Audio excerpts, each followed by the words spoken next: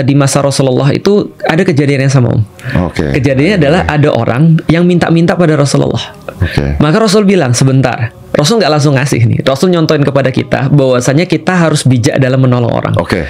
Jangan juga kita langsung tiba-tiba tolong. Oh, lu kan Muslim, lu kan harusnya baik, lu kan Rasulullah, masa Rasul nggak baik sih? Rasul katakan sebentar, gini dulu. Kamu punya apa di rumah?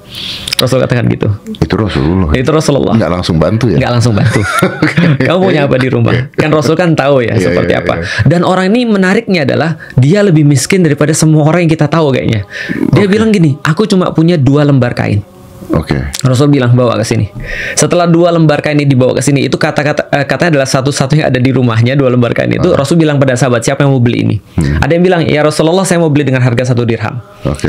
Ada Rasul kemudian bilang, bisa nggak ada yang kalian beli 2 atau 3 dirham? Oke. Akhirnya ada sahabat yang bilang, saya beli 2 dirham ya Rasulullah. Oke. Nah, Rasul dapat 2 dirham. Rasul bilang, 1 dirham. Nah, ini Rasul ngajarin nih. Ini kan manajer ya. 1 dirham, kamu beliin makanan buat keluargamu. 1 dirham kamu beliin kapaknya bawa ke sini. Lihat bahwasanya Rasul benar-benar memperkenalkan dia step by step bagaimana dia harus menyelesaikan kehidupan dia.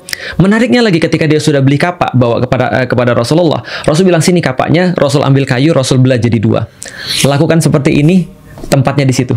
Nah, ini Rasul bertindak sebagai kepala negara nih. Dia menyelesaikan permasalahan yang sistematik. Nah, ada di situ kayunya, ambil kayu di situ, bawa ke sini. Dan saya tidak mau ngelihat kamu setelah 15 hari baru datang. Jadi Rasul nggak mau setiap hari harus di feeding, terus orang tuh datang pada dia, gimana nih hidup saya gimana? Rasul bilang, jangan datang kecuali 15 hari. Jadi batas evaluasi itu sekitar 2 pekan.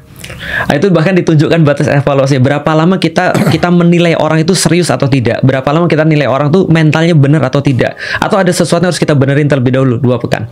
15 hari kemudian dia datang bawa 10 dirham. 10 dirham Rasul katakan, sebagian daripada ini beliin pakaian, beliin makanan, setengahnya lagi terserah kamu untuk apa. Beginilah caranya dan kamu jangan minta-minta. Itu kata Rasulullah. Beautiful. Kenapa? Karena Rasul benar-benar menyelesaikan permasalahan dari mentalnya. Bahwa kamu jangan minta-minta dulu, sementara kamu bisa melakukan sesuatu.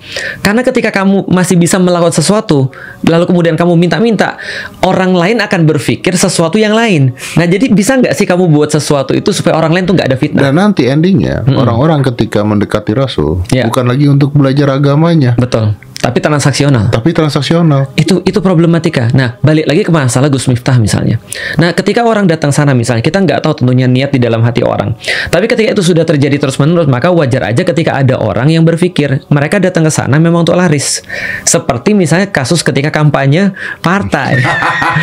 Iya, pasti atau dong. misalnya mohon maaf nih, PPN naik 12% kan gitu kan ya. Lalu ketika pemerintah bilang nggak apa-apa, nanti kita akan address pada orang-orang miskin dengan BLT. Ini bukan sesuatu yang baik. Karena kenapa? Bantuan langsung tunai itu sama aja kayak menghilangkan dependensi orang. Menghilangkan orang untuk berusaha seolah-olah tuh bisa menyelesaikan permasalahan, padahal tidak sama sekali. Harusnya pendidikannya, lapangan pekerjaannya. Begitu ya. Konteksnya seperti Rasul tadi itu ya. Betul. Dan pemimpin tidak harusnya ikut-ikut campur dalam urusan individual seperti ini. Karena kalau kita bagi lagi, penyelesaian masalah itu ada 3 tahapan, ada 3 lapis, Om. Yang pertama adalah lapis individu, yang kedua lapis masyarakat, yang tentunya punya lebih banyak resources daripada individu. Yang ketiga adalah lapis negara.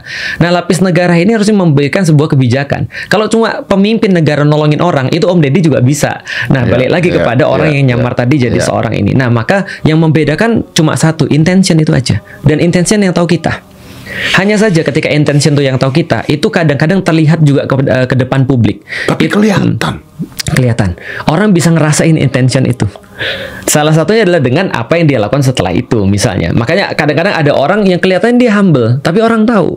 Gitu kan ya. Walaupun lebih banyak lagi orang-orang yang mungkin nggak tahu. Nah, makanya intention itu menentukan bagaimana cara Om Ded memilih. Makanya contoh misalnya Om Ded ketika ngelihat kayak gitu misalnya, Om Ded berpikir, gini deh, menurutmu yang lebih baik kayak apa? Yang kamu bisa lakukan apa? Saya pengen buat warung. Ya udah kalau gitu kita coba warung ya. Nah, kemudian Om Ded evaluasi kan. Intention itu akan mewujud pada apa cara-cara yang kita pilih. Contohnya Om Ded ya. Kalau andai kan intensinya cuma untuk konten, berarti kan berhenti cuma pada konten kan? Cuma pada penyerahan, foto, dan